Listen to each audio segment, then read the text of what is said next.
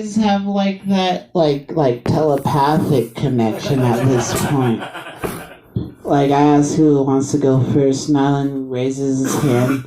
He's behind a beam and O'Shea just points, and that happened like all at the same time. It's fucking amazing. I envy you guys. I love you guys. Please welcome to the stage your next comedian, Nylan, the Candlelight Vigil!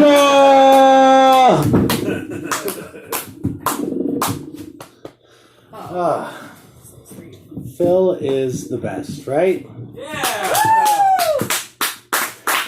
See, because I have, like, in my experience, there's two kinds of comedians. Like, there's me and my roommate Sal and most of the comics I meet that, I've watched every comedy special and I figured out every joke structure. And I like this fat white guy more than this fat white guy because this fat white guy puts the noun 3 words before the hard consonant punchline.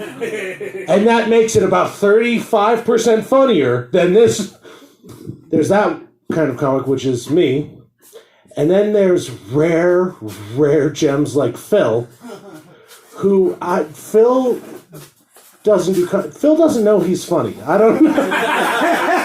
Phil is just being Phil and has somehow become a comedian.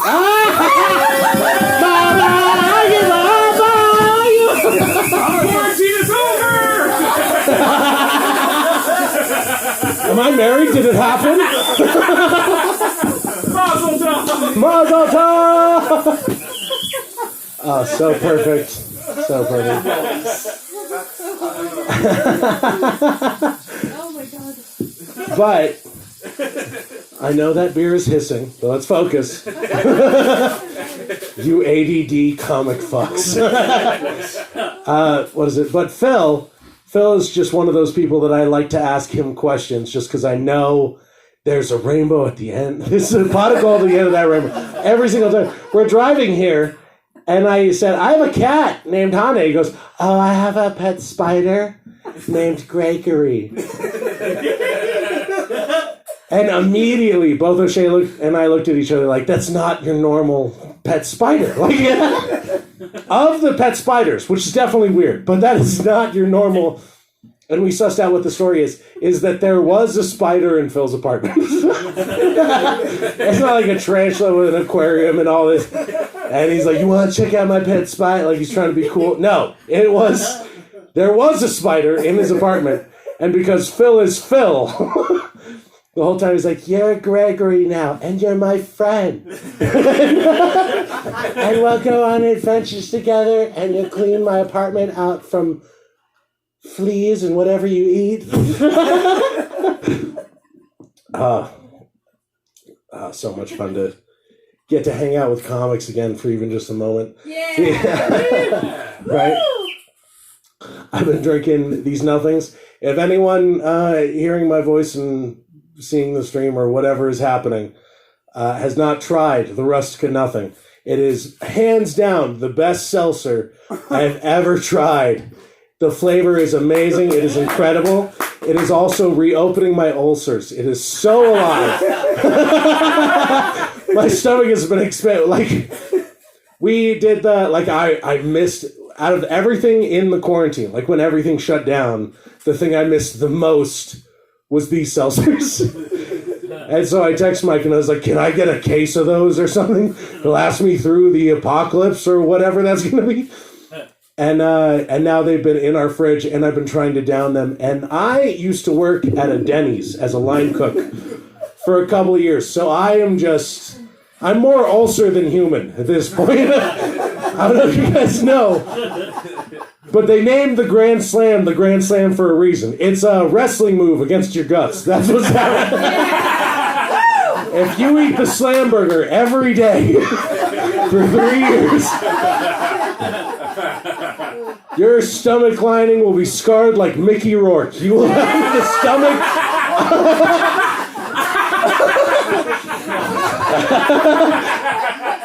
You'll have the stomach of a war victim. And nothing else that I've tried besides these nothing seltzers has been opening up those wounds again. I have 2 of these because I can't stop myself. They're so good. I have 2 of these every night, and then I lay in my bed farting and crying.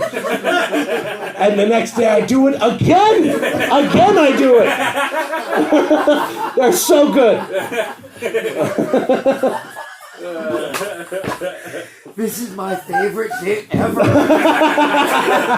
First bit in Vaudou. Yes, Mike Tyson.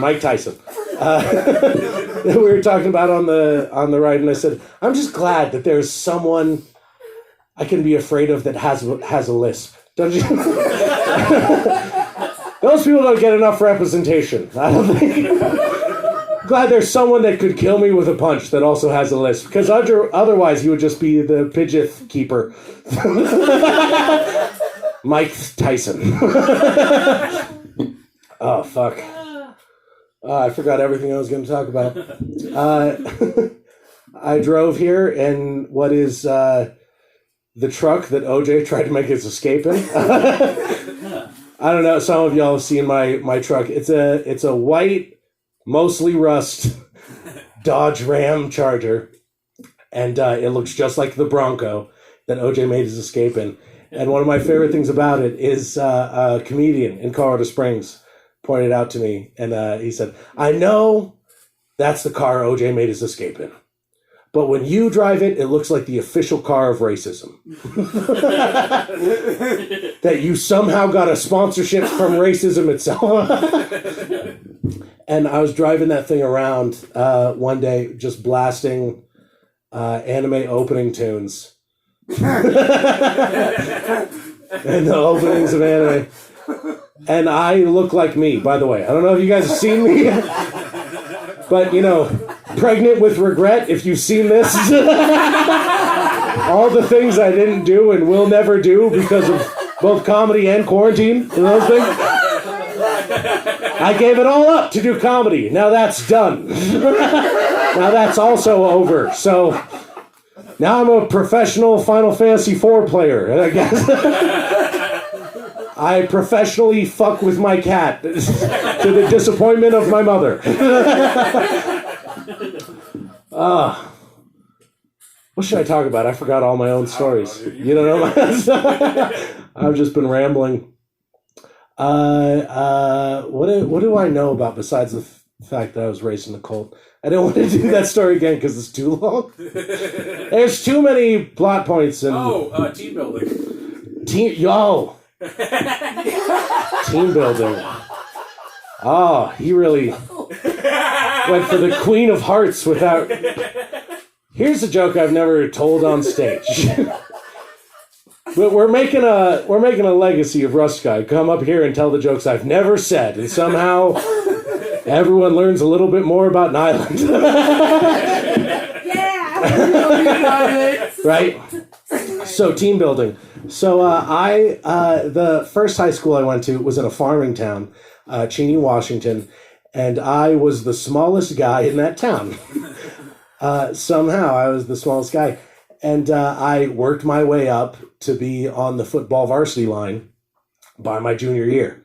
And it took a lot because those guys, they're all farm boy strong. They're all gigantic men. And 2 of my cousins now play for the NFL, if that gives you some sort of idea about how big these guys are. And we used to have, I can't remember what they're called, it starts with an S, but smokers. We used to have smokers. In the 80s, it was this thing that my high school used to host where you could call out anyone in your high school that you wanted to fight. And you could get it over on that one day. So that was their way of getting around fights for the whole year. Just call them out of the smoker. A purge. Yeah, a purge, basically. A high school purge. A good old-fashioned American high school purge against Terry. Specifically. But so somewhere along the early 2000s, that was made illegal somehow. And then it became the tradition that the high school football captain's team, the football captain of the high school team, would host the smoker at his house, since we couldn't do it at the school anymore. It did not stop at all. It didn't even slow it down, really. In fact, it got ramped up by a lot. A whole lot. There was a lot more blood. And what became of the smoker was now you could challenge, like what changed is two things. Now you could challenge someone and fight them with regular boxing gloves, old traditional smoker style, or you could fight them with leather gloves that had studs on the knuckles. If you really hated that guy. And the second thing that changed was people were taking bets on fights. We were all taking... And I went to the smoker my junior year, and lucky me, I was actually best friends with a Chinese person, and he taught me how to bet on fights. Yeah, David Ling taught me. Cigarette dangling from his ear, just like the movies, taught me how to bet on my high school peers fighting. And it got to the point where we had to leave. We had to sneak out the back way because people were wanting to start to fight us because we made so much money. So we were stealing all their money. That people were challenging us to a fight, so we had to leave. So this is the school I used to go to, and then I transferred over to Colorado. Now, Colorado, there's a lot of skinny people here. It's Tyson's as far as the eye can see. And you're actually the best built of the bunch that I've seen. There's so many scrawny... I don't know what it is about hiking, and I think it's maybe being afraid of meat. That seems to be the thing. But I moved to Colorado, and suddenly the football team was not this leather glove, stud fighting kind of... Suddenly, it was a bunch of scrawny guys, a foot shorter than me, was the football team. And I didn't know what to make of it. And in fact, even the coach told me when I signed up for the football team, when I transferred over, he said, hey, we don't, our linemen don't hit anyone. They run for the ball and take passes. So we don't know where to put you. Because they were all so scrawny. But I stuck in football, from parental pressuring or whatever. Don't quit, then you'll be a quitter. Turns out I was going to be a quitter anyway. Did anyone think that? Don't quit or else you'll be a quitter the rest of your life. I was going to be a quitter already. I was a lock for quitter the entire time. There was nothing changing that. All it took was So, what is it? One thing I found out about this football team, though, is it was... they had this thing in the locker room where, like, out on the practice field, it's all pretty normal, other than everyone's very scrawny. And then we got into the locker rooms, and suddenly they would pump this steam up, and they would turn on lights and they would turn off the house lights and turn on, like, lights in the lockers. There were flat, like, light displays, and then they would start playing trance music, right? So your regular gay bathhouse. And then all of those guys who grew up in this conservative high school would start fucking each other every day. And they called it team building because they're becoming unified as a team. My cum is in you, your cum is in me. We're all cohesive. We're one thing. And so, suddenly, I'm not showering at the high school anymore. Because I don't really like Tiesto, so I'm not...